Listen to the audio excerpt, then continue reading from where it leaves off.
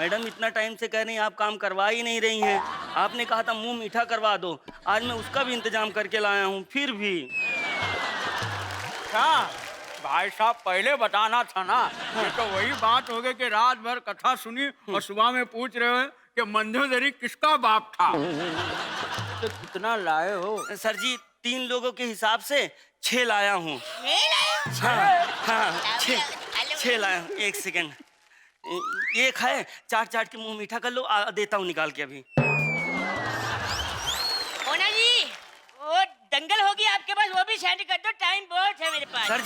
Sir जी मैं मुंह बहुत अच्छे से मीठा करा सकता हूँ, लेकिन डर लगा रहता है कहीं बड़े साहब देख लिए तो 1 लाख रुपए जुर्माना भरना पड़ेगा। डर लगता है बहुत। जी नोट आप गिनेंगे क्या हम गिन ले? अरे हम ही गिनेंगे, आप पान लगाकर सारे खराब कर देंगे। निकालो भी निकालो। पकड़िए सर, पकड़िए।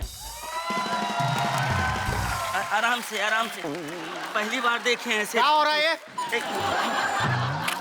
उमेश जी, मिश्रा जी, क्या हो रहा है? अरे कुछ नहीं सर, वो नए नोट आए थे, हमने सोचा 786 के पहले निकाले, बाद में मिले ना मिले। Shut up! I know that कि इस ऑफिस में रिश्वतखोरी हो रही है, बजाय इसके कि यहाँ पर लिखा हुआ है कि रिश्वत लेना और देना दोनों पर 1 लाख रुपया जुर्माना लगेगा।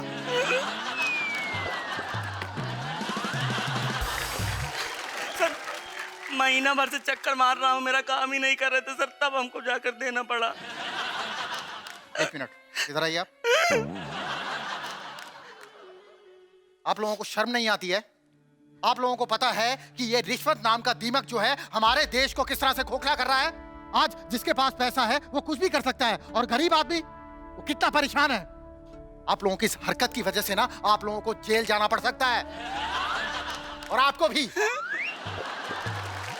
सर मेरे छोटे छोटे बच्चे हैं। सर जी मेरे तो उससे भी छोटे हैं सर जी। Shut up! सर खेत बेचकर कैसे पैसा लेकर आया हूँ सर, माफ कर दीजिए। देखो, माफी नाम का जो ये शब्द है मेरी डिक्शनरी में नहीं है। सर नई डिक्शनरी ले लीजिए ना। आप यहाँ पर आराम से खड़े होइए। एक गरीब आदमी जो है अपना खेत खलिहान बेचकर पैसे लेकर आता है और आप बेशर्मी से बेईमानी से उसे अपनी जेब में भर रहे हो। Sorry sir. आप लोगों की इस हरकत की वजह से एक आम आदमी का बेटा किसी फॉरेन टूर पे नहीं जा सकता, कोई महंगी गाड़ी में नहीं घूम सकता। What sorry? ख्याल ही नहीं है आपको? 1 लाख रुपया आया नहीं कि तीनों ने बराबर बराबर उसे अपनी जेब में भर लिया। Sorry sir. क्या सॉरी लगा रखे हो? बेचारे इतनी देर से समझा रहे, समझ में नहीं आ रहा है क्या? उनका भी हिस्सा लगा दो। हाँ। कैसे बच पाएगी ईमानदारी जब बैठे हैं ऐसे भ्रष्टाचारी। प्लीज।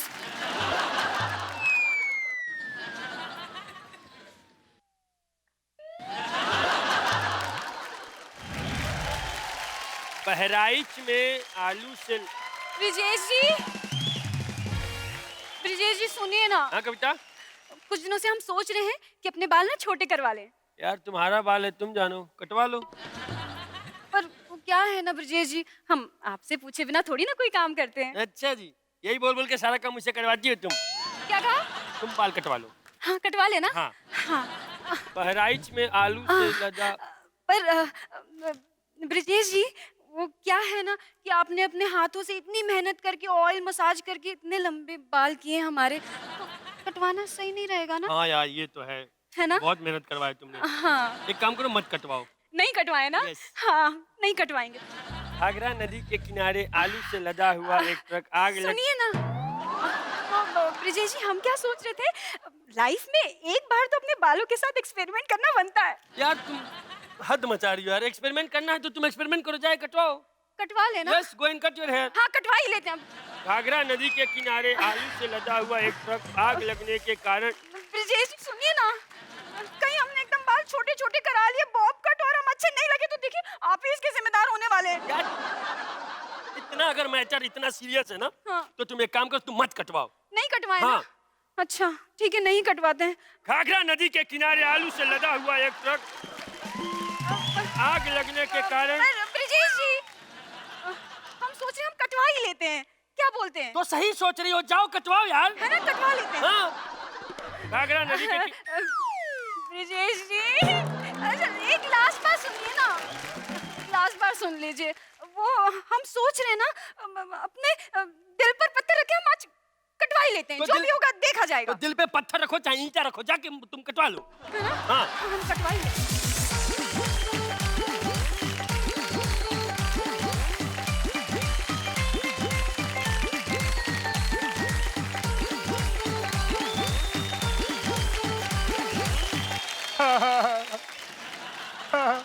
बोलो सोशल बाबा की।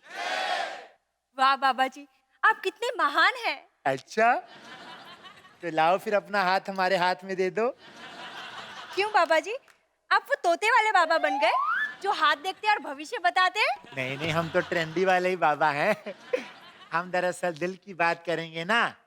अच्छा, तो बताइए ना बाबा जी, इसमें हाथ मांगने की क्या जरूरत है? मैं थोड़ी ना आप पर हाथ उठाऊंगी। जैसा भाई वैसी बहन। बाबा बाबा, मैं आ गया आ गया आ गया। एक ही बात को 3 बार रिपीट क्यों कर रहा है भाई? तो दूसरी बार में पता चल जाता कि रेंगता हुआ प्राणी आ गया है। अरे बाबा, तेरे को पता नहीं, इससे ना बात का वजन बढ़ता है, बोलते नहीं तलाक तलाक तलाक। अच्छा, तो तू भाग भाग भाग। बाबा जी, आप मेरे भाई को भगा क्यों रहे हो? अच्छा सॉरी सॉरी, चलो कोई बात नहीं, फूंक मार के उड़ा देते हैं। बाबा जी, आपको पता नहीं है, मेरे भाई ने सलाह केंद्र खोला है। लोगों की भीड़ जमा रहती है सलाह मांगने के लिए। बाबा, अगर आपको भी कुछ समस्या है तो मेरे को बताओ, मैं अभी समाधान निकाल दूंगा। मेरी समस्या तो तू ही है, मच्छर। भैया मैं बताती हूँ, वो क्या है ना, बाबा जी को रातों को नींद नहीं आती। क्या? अब बताओ भाई, कोई आदमी किसी के बारे में सारी रात सोचता रहेगा, नींद कहाँ से आएगी उसको? हाँ बाबा जी, मुझे भी रातों को नींद नहीं आती। मतलब दोनों तरफ आग बराबर लगी हुई है। बता। अरे भाई, सुबह के 9 बज गए हैं। पप्पू बेटा, जाकर देखो तुम्हारी मम्मी ने खाना बनाया कि नहीं बनाया भाई। पापा, मुझे सुबह सुबह गाली खाने कोई शौक नहीं लगी है। अगर आपको शौक हो तो आप जाके खा लो। क्या खा लो भाई? नाश्ता बना होगा तो नाश्ता मिल जाएगा, नहीं तो गाली मिल ही जाएगी। क्या हुआ? ए पापा, हिम्मत नहीं हो रही खाना मांगने की? अरे क्या बताएं भाई, हम मर्द लोग सारी उम्र मांगते तो रहे हैं भाई।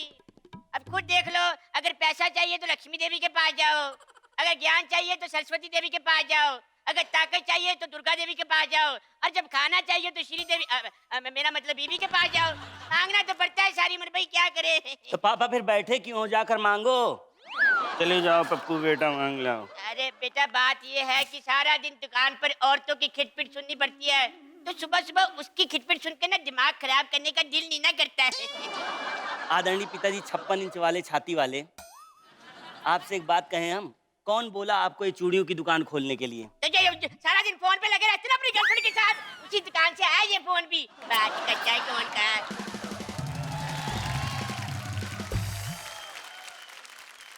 ये लीजिए आपके गर्मा गर्म आलू के पराठे।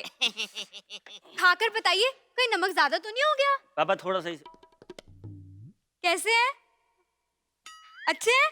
और लेकर आती हूँ, आप खाइए। तो क्या हुआ पापा? एक तो समझ लगता है ये औरतें पराठे में नमक डालती है, फिर नमक में पराठा डालती है। पापा, जब मम्मी पूछ रही तब तो नहीं बोले। अरे क्या बोले यार, अगर बोलेंगे तो सुननी तो हमें पड़ेगी ना। शुरू हो जाएगी, मेरे हाथ का कुछ पसंद नहीं आता, शादी से पहले कहते तुम्हारे हाथ बहुत अच्छे हैं, अब पता नहीं बाहर क्या क्या खाते हो। जिसके हाथ का पसंद आता है उसके पास जाओ, मेरा तो दिल करता है बच्चे उठाकर गंगा स्नान करके चली जाओ।